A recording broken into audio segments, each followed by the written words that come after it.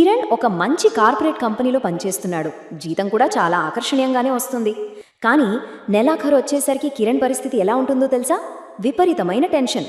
బయటకి అంతా సూపర్ అన్నట్లు కనిపిస్తుంది, కానీ లోపల మాత్రం భయంకరమైన ఫైనాన్షియల్ స్ట్రెస్. మన చుట్టుపక్కల ఇలాంటి వాళ్ళు చాలామందే ఉంటారు కదా.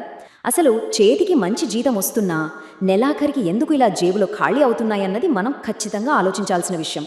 సరిగ్గా శాలరీ పడటానికి ఒక్కరోజు ముందు కిరణ్ తన బ్యాంక్ యాప్ ఓపెన్ చేసి చూసుకుంటే బ్యాలెన్స్ ఎంతుందో తెలుసా?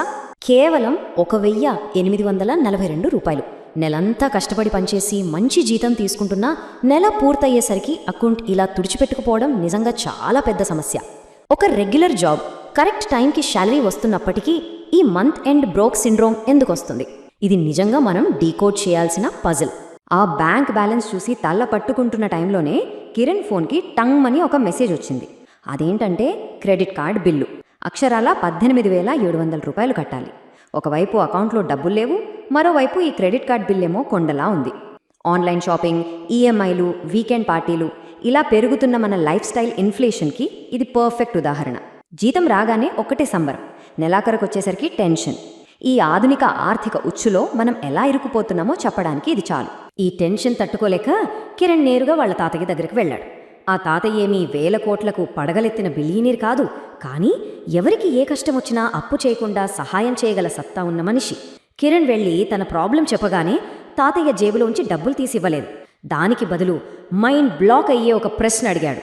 బాబు, డబ్బు సంపాదించడం నేర్చుకున్నావు బాగానే ఉంది, కానీ ఆ డబ్బును కాపాడుకోవడం నేర్చుకున్నావా అని. ఈ ఒక్క ప్రశ్న ఆలోచన విధానాన్నే మార్చేస్తుంది. సంపాదించడం ఎంత ముఖ్యమో సంపాదించిన దాన్ని నిలబెట్టుకోవడం అంతకంటే ముఖ్యమన్నమాట. ఆ తరువాత ఆ తాతయ్య తన పాత నోట్బుక్ ఒకటి తీశాడు. అందులోంచి సంపదను కాపాడుకోవడానికి అవసరమైన మొదటి 2 రూల్స్ను బయటకు తీశాడు. అవేంతో చూద్దాం. ఇక్కడ మొదటి రూల్ చాలా సింపుల్. సంపాదించిన ప్రతి రూపాయిని ఖర్చు చెయ్యకూడదు. ఒక 50,000 సంపాదించి ఆ 50,000 పూర్తిగా ఖర్చు పెట్టేస్తే రేపు 1,00,000 రూపాయలు సంపాదించినా పరిస్థితి అలాగే ఉంటుంది. పేదరికం పోదు. కానీ అదే 50,000లో 40,000తో బతికి 10,000 పక్కన పెట్టే అదే మన భవిష్యత్తు సంపదకు పునాది.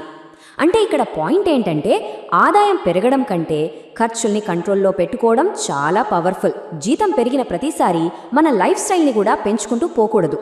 ఇక రెండో రూల్ విషయానికి వస్తే చాలా మంది చేసే పెద్ద తప్పును ఇది సరిదిద్దుతుంది. సాధారణంగా అందరూ ఏం చేస్తారు? కరెంట్ బిల్లులు, ఈఎంఐలు కట్టేసి పార్టీలు చేసుకున్నాక నెల చివర్లో ఏమైనా మిగిలితే దాన్ని సేవ్ చేద్దాం అనుకుంటారు. కానీ సంపన్నులు అలా అస్సలు చెయ్యరు. వాళ్ళు జీతం రాగానే ముందు ఒక 5,000 10,000 భవిష్యత్తు కోసం పక్కన పెట్టేస్తారు. ఆ తర్వాత మిగిలిన డబ్బుతోనే నెలంతా బడ్జెట్ ప్లాన్ చేసుకుంటారు. మిగిలిపోయిన డబ్బు సేవింగ్స్ కాదు, ముందుగా తీసి పక్కన పెట్టిన డబ్బే అసలైన సేవింగ్స్. ఇది నిజంగా ఒక గేమ్ చేంజర్ కదా. ఇప్పుడు రెండో విభాగానికి వెళ్దాం. కోరికలు, అప్పులు. ఆర్థిక ఉచ్చుల్లో పడకుండా మనల్ని మనం ఎలా కాపాడుకోవాలి అన్నదానికి సంబంధించిన రూల్స్ 3 మరియు 4 ఇక్కడ ఉన్నాయి. రూల్ నెంబర్ 3 మన ఖర్చులను ఫిల్టర్ చేసే అద్భుతమైన టెక్నిక్. ఏదైనా కొత్త ఫోన్ లేదా గ్యాడ్జెట్ కొనాలనిపించిందనుకుందాం. వెంటనే వెళ్ళి కార్డ్ గీకేయకుండా ఒక 3 ప్రశ్నలు వేసుకోవాలి. 1, ఇది నిజంగా అవసరమా? 2, దీనివల్ల లైఫ్ ఏమైనా మెరుగుపడుతోందా? 3, దీన్ని కొనడం కోసం అప్పు చేయాలా? ఈ 3 ప్రశ్నల్లో కనీసం 2ంటికి లేదు అని సమాధానం వస్తే ఆ వస్తువును కొనకపోవటమే మంచిది. ఇది కేవలం ఒక కోరిక మాత్రమే, అవసరం కాదు అని గుర్తించడమే ఈ రూల్ ఉద్దేశం. ఈ సందర్భంలో తాతయ్య చెప్పిన ఒక మాట వింటే నిజంగా రోమాలు నిక్కబొడుచుకుంటాయి. పేదరికం ఎప్పుడూ తక్కువ సంపాదించడం వల్లే రాదు, అవసరం లేని కోరికలను అవసరాలుగా మార్చుకోవడం వల్ల వస్తుంది. ఎంత అద్భుతమైన మాట కదా. నిజమైన అవసరాలు ఏంటో మర్చిపోయి కేవలం ఇతరులకు షో ఆఫ్ చేయడానికో లేదా ఆ క్షణిక ఆనందం కోసమో వెంపర్లాడితే మన సంపద సైలెంట్గా ఆవిరైపోతుంది. ఆర్థిక క్రమశిక్షణ ఎందుకు అంత ముఖ్యమో చెప్పడానికి ఇంతకంటే గొప్ప ఉదాహరణ మరొకటి ఉండదు. ఇక 4వ రూల్ చూద్దాం. అప్పు అనేది రేపటి మన సంపాదనను ఈరోజే ఖర్చు చేయడం లాంటిది. వినడానికి కొంచెం కఠినంగా ఉన్నా ఇది 100కి 100 పాళ్ళు నిజం. అప్పు అంటే ఎవరి దగ్గరో కేవలం కాగితాలు తీసుకోవడం కాదు, మన రేపటి ఫ్రీడమ్ను ఈరోజే వాడేయడం. ఆస్తులు కొనడానికి తీసుకునే అప్పుల విషయం వేరు, అది పర్వాలేదు.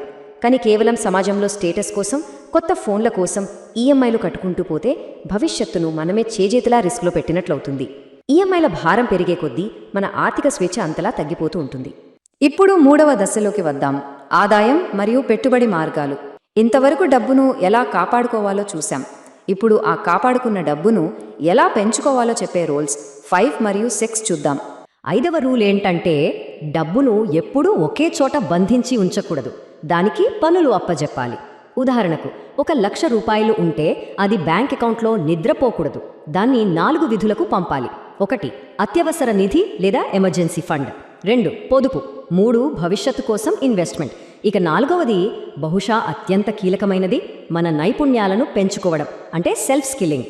ఇలా డబ్బును డైవర్సిఫై చేయడం వల్ల మన ఆర్థిక భద్రత రాతిగోడలా తయారవుతుంది. ఇక్కడ ఒక చాలా ముఖ్యమైన పాయింట్ మాట్లాడుకుందాం. అదే నైపుణ్యాలపై పెట్టుబడి పెట్టడం. డబ్బు ఈరోజు ఉంటుంది, రేపోతుంది, కానీ మన స్కిల్, మన నైపుణ్యం జీవితాంతం తోడుంటుంది. స్టాక్ మార్కెట్లో పెట్టిన డబ్బు కరిగిపోవచ్చు, రియల్ ఎస్టేట్ వాల్యూ పడిపోవచ్చు, కానీ మనం కొత్తగా నేర్చుకున్న ఒక స్కిల్ ఎప్పటికీ మనతోనే ఉంటుంది. ద్రవ్యోల్బణం ఎంత పెరిగినా దాన్ని ఏమీ చేయలేదు. అందుకే మన మీద మనం పెట్టుబడి పెట్టుకోవడం అనేది ఈ ప్రపంచంలోనే అత్యంత సురక్షితమైన ఆస్తి.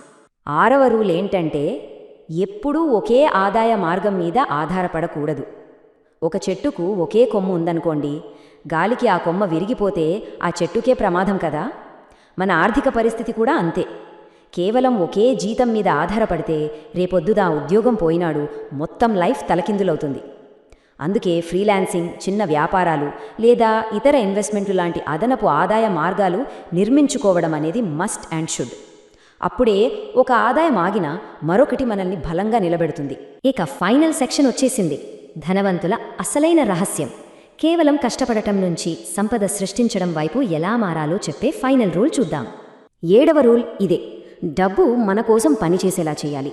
జీవితాంతం కేవలం ఒక శాలరీ కోసమే పనిచేస్తుంటే దాని అర్థం కాలాన్ని డబ్బుకు అమ్ముకుంటున్నట్లే. ధనవంతులు చేసే అసలైన మ్యాజిక్ ఏంటంటే వాళ్ళు కాంపౌండింగ్ ఎలా పనిచేస్తుందో అర్థం చేసుకుంటారు. వాళ్ళు పడుకున్నా సరే వాళ్ళ డబ్బు వాళ్ళ కోసం సంపాదిస్తూనే ఉంటుంది. ఇక్కడ ఇంకో ముఖ్యమైన విషయం ఏంటంటే ఓవర్ నైట్లో కోటీశ్వరులు అయిపోవాలనే ఆశతో చెత్త స్కీముల్లో పెట్టుబడులు పెట్టకూడదు. సరైన అవగాహనతో, దీర్ఘకాలిక ఆలోచనతో పెట్టుబడి పెట్టడమే అసలైన రహస్యం. మరి ఈ 7 రూల్స్ తెలుసుకున్నాక మన కిరణ్ కథ ఏమైంది అనుకుంటున్నారు? ఇది ఏమీ ఒక్కరోజులో జరిగిన అద్భుతం కాదు. మొదటి సంవత్సరంలో అనవసరపు ఖర్చులు కట్ చేసి క్రెడిట్ కార్డ్ అప్పులన్నీ క్లియర్ చేశాడు. 3వ సంవత్సరం వచ్చేసరికి ఎమర్జెన్సీ ఫండ్ సిద్ధమైంది. కొత్త స్కిల్స్ నేర్చుకుని మల్టిపుల్ ఇన్కమ్స్ క్రియేట్ చేశాడు. ఇక 5వ సంవత్సరం నాటికి అతని బ్యాంక్ బ్యాలెన్స్ మాత్రమే కాదు, అతని మైండ్ సెట్ పూర్తిగా మారిపోయింది. సరైన పెట్టుబడులతో ఒక పటిష్టమైన పోర్ట్ఫోలియో రెడీ అయిపోయింది. సరిగ్గా 5 ఏళ్ల తర్వాత కిరణ్ మళ్ళీ ఆ తాతయ్య దగ్గరికి వెళ్ళాడు. అప్పుడు తాతయ్య చెప్పిన ముగింపు పాఠం ఒకటి ఉంది, వినండి. నేను నీకు డబ్బు ఇవ్వలేదు, డబ్బును గౌరవించడం నేర్పించాను. అంతే కదా. కేవలం పెద్ద జీతం వస్తేనో బ్యాంకులో డబ్బులు పడితేనో ఆర్థిక సమస్యలు మాయమైపోవు. అసలు మనం డబ్బుతో ఎలా ప్రవర్తిస్తున్నాం, దాన్నెంత గౌరవిస్తున్నాం అనేది మన భవిష్యత్తును డిసైడ్ చేస్తుంది. ఈ క్రమశిక్షణే ఆర్థిక విజయానికి అస్సలైన పునాది. కాబట్టి ఒక్కసారి ఆ 7 మనీ రూల్స్ను ఫాస్ట్గా రీక్యాప్ చేసుకుందాం. 1 సంపాదించిన ప్రతి రూపాయిని ఖర్చు చేయకూడదు. 2 ముందుగా ఫ్యూచర్ కోసం సేవ్ చేసి ఆ తర్వాతే ఖర్చు చేయాలి. 3 అవసరానికి కోరికకు మధ్య తేడా స్పష్టంగా తెలుసుకోవాలి. 4 అనవసరమైన అప్పులకు, ఈఎంఐలకు దూరంగా ఉండాలి. 5 డబ్బును ఒకే చోట ఉంచకుండా దానికి వేర్వేరు పనులు చెప్పాలి. 6 మల్టిపుల్ ఇన్కమ్ సోర్సెస్ను నిర్మించుకోవాలి. ఇక 7 డబ్బు మన కోసం పనిచేసేలా ఇన్వెస్ట్ చేయాలి. ఈ రూల్స్ వినడానికి సింపుల్గానే అనిపించవచ్చు, కానీ వీటిని పాటిస్తే లైఫ్ మారిపోతుంది. ముగింపుగా ఒక పవర్ఫుల్ థాట్తో ఈ నా ఎక్స్ప్లెయినర్ను ముగిస్తాను. ఎక్కువ సంపాదించడం అనేది కేవలం ఒక ఫస్ట్ స్టెప్ మాత్రమే. ఆ డబ్బును ప్రొటెక్ట్ చేసి సరైన దారిలో నడిపించడమే అసలైన ఫైనాన్షియల్ సక్సెస్. కాబట్టి ఎప్పుడూ గుర్తుపెట్టుకోవాల్సిన విషయం ఏమిటంటే మన జీవితాన్ని మార్చేది మనం సంపాదించే జీతం కాదు, మనం పాటించే మనీ రూల్స్. మరి ప్రస్తుతం మనం ఫాలో అవుతున్న మనీ రూల్స్ ఏంటి అన్నది ఎవరికి వారు ప్రశ్నించుకోవాల్సిన సమయం ఇది. ఆలోచించండి.